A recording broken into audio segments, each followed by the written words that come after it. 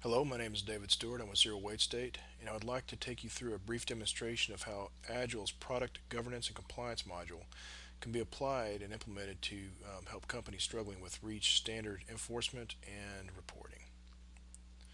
So let's just log in as a compliance manager in Agile.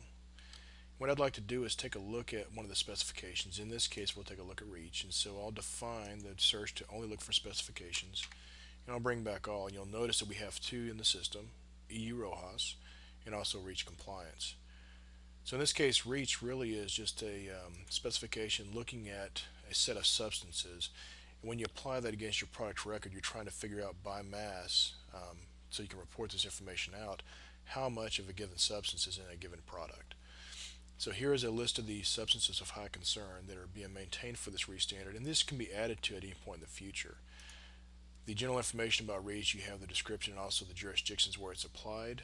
And if you look at the substances, what we've done is we've gone in and added a few extra fields to be able to maintain specifics about REACH, such as the EC number, the authority, and also the reason for inclusion. Let's take a look at a top-level assembly. And we'll look at this Bill of Materials tab. I'm going to just change the view to look at the standard view, and we'll expand this down. Now in this case, you'll notice that most of these components are compliant already on this particular bill of material. I've got two that are missing information. The first one is a CAD files document type object. And because it's a CAD document or a document type object in the system, it's not going to be considered in the roll-up of the actual compliance. The one that's the problem here is this one right here, is the LCD display, because it is a part. If we look at the compliance tab, you'll notice the compliance tab has the red dot next to it, and it means one of two things: either we're missing information or we are out of compliance on one of the components. If I use Agile's BOM compliance report, this allows me to go in and drill through the entire product structure and find out exactly what's missing and why. Once the system generates the report, what we'll be able to see is where the offending object is. So in this case, you'll notice we've got this manufacturer part that's missing the information that reports up to this LCD display, which also reports up to the top level assembly. If I look at the manufacturing component, the reason is there's not been any compliance information associated with this. And so what I'd like to do is involve my supplier in this process and have them provide this information. So I'm going to go create a new declaration.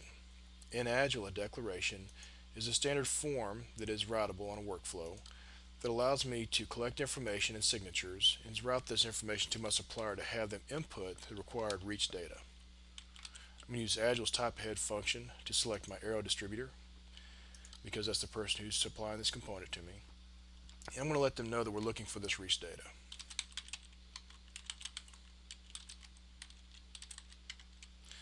I'll pick a workflow. In this case, we'll just use the standard default declarations workflow, and I'll give my vendor 1 week to respond.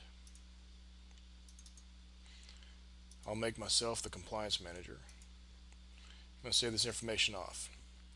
Now in Agile, because you can supply or you can apply multiple specifications or standards against a given product design, in this case you have to provide which one you're looking for. So I'm going to define this as being the REACH component or the REACH compliance standard that we're looking for. In my manufacturer part, because I started this declaration from the context of that manufacturer part, it was automatically added. I can add additional parts here, so if I have a supplier supplying multiple components, I can have them provide the information all at once. But that's all I need to do as far as the compliance manager's standpoint. I'm going to route this to the next status, which then lets me send it to Arrow. I'm going to have them provide the input.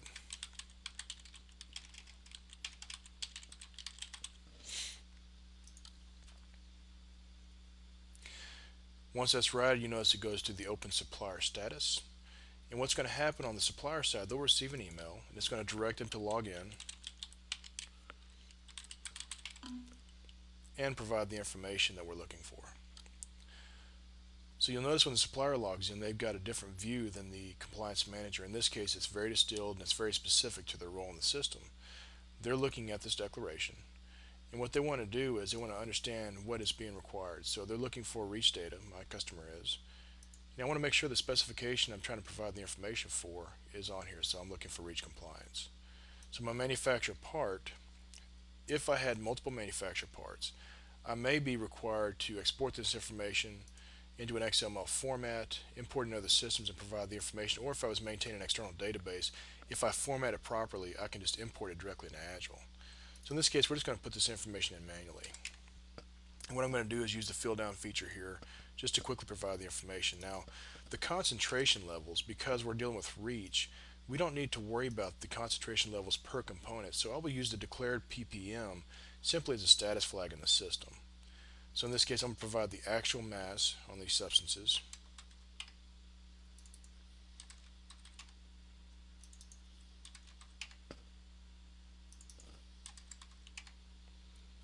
And what I want to do once I'm done is hit save. And I want to run a calculated compliance on this particular declaration. And so what this will do is indicate to my customer that I've finished my task and I've provided all the information they're looking for, and then I'm showing a status of compliant. So I want to go to the next status here, provide this information back to my customer. And if I want to notify additional people, I can, comments, and then I need to provide a password. And this provides traceability in the system as to who provided input into the process and at what time. Now, conversely, on the other side, just like I had with the supplier, Dan and Carlisle will receive an email. And Dan's going to log into the system. And just like the the supplier, he'll have a workflow routing in his inbox for this particular declaration.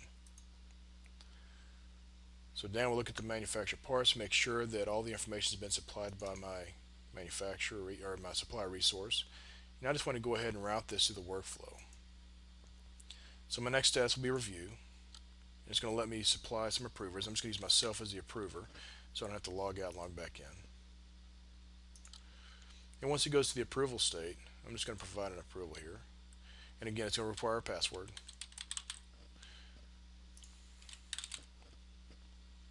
I'm going to approve this. Now, you could have it automatically release this, but in this case, we're doing a required manual release. And the reason being is you may want to require additional signatures, which we will skip in this step. Once this information is released into the system, if I go to the manufacturer part again, I can then take a look at the compliance tab. And you'll notice it still shows up as red, and the reason being is it has not been calculated. So I can do this one of two ways. I can calculate from the bottom going up. So in this case, I could just calculate the compliance for this particular component, this manufacturer part, or I could go to my top level assembly and do it going down. So either way would work, and it's going to ripple the information out. So in this case, if I do calculate compliance, it's going to go through all the components in the BOM and make sure that everything's compliant and report it back as calculated compliant. And again, if I look at my BOM tab, go to my standard view again, and expand this down, you'll notice now that everything is compliant. And I've lost the red dot next to compliance. So at this point, really what I'm after with reach is I want to go ahead and provide the information in a report format as to an entire substance roll-up for this bill of materials. So under the actions menu, I've got this ZWS reach roll-up extension that I can run that we've written. And it'll go off and interrogate the entire bill of material and calculate the information for this bill based on the specification that's been applied. So if I open up this report, it's an Excel spreadsheet, you'll notice that we have several things going on here. One is it reports back with the top level assembly where we're looking at, also the components associated and their manufacturer parts, and per the substance being declared or recognized, what the mass is per substance per component in a final total roll-up at the end. Now the one thing I want to do is I don't have to run this report in the future, so I'm just going to do a save this to my hard drive as an Excel spreadsheet, and that way I can use this anytime in the future for this particular revision of the design.